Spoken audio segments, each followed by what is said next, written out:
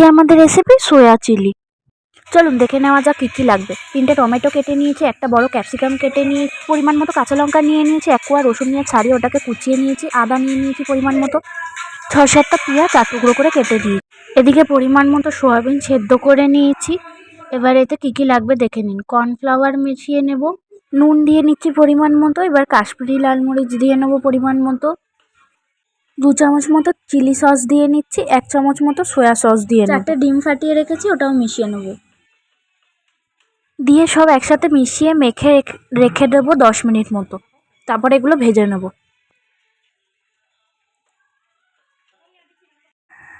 এদিকে গ্যাসে কড়াই বসিয়ে নিয়েছি, তেলটা গরম হয়ে গেছে। এগুলো কিছুটা কিছুটা করে দিয়ে ভেজে নেব, ভেজে তুলে নেব। সয়াবিনগুলো ভাজার পরে যে তেলটা ছিল ওটাতে 3টে এলাচ দিয়ে নিচ্ছি, 5-6টা লবঙ্গ দিয়ে নিচ্ছি, আর একটুখানি দারচিনি দিয়ে নেব।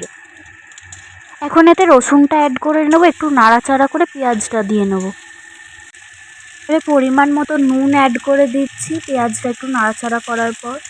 তারপর ক্যাপসিকাম ও কাঁচা লঙ্কাটা দিয়ে নেব। আবার একটু নাড়াচাড়া করার পর টমেটো ও আদা যেটা ঘষে রাখা হয়েছিল ওটা অ্যাড করে দেবো। এবারে সব একসাথে ভালো করে মিশিয়ে নেব।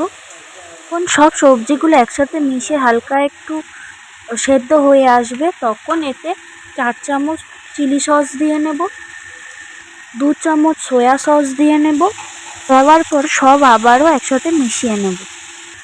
এবারে বড় চামচের 4 চামচ টমেটো সস নিয়ে নিচ্ছি, এটাও মিশিয়ে নেব।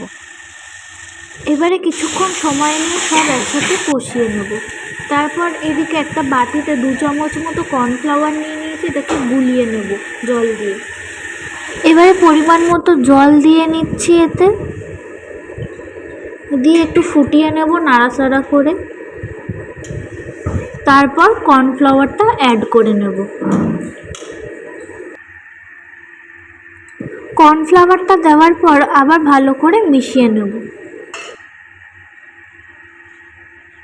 কিছুক্ষণ ফোটানোর পর সয়াবিনটা অ্যাড করে দিচ্ছি এতে।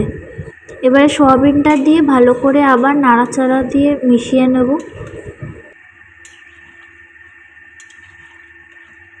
কিছুক্ষণ ভালো করে কষিয়ে নেওয়ার পর দেখুন এখানে আমাদের তরকারি হয়ে গেছে।